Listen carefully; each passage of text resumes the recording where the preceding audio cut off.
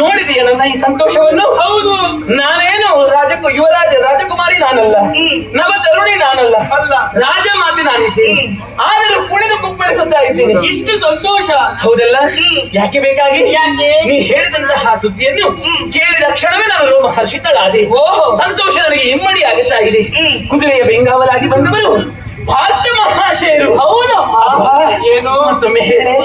ಅದೆಷ್ಟೋ ದಿವಸಗಳಾಗಿ ಹೋಯಿತು ಅವರನ್ನು ಕಾಣದೆ, ಬಲು ದಿನವಾಗಿ ಹೋಯಿತು.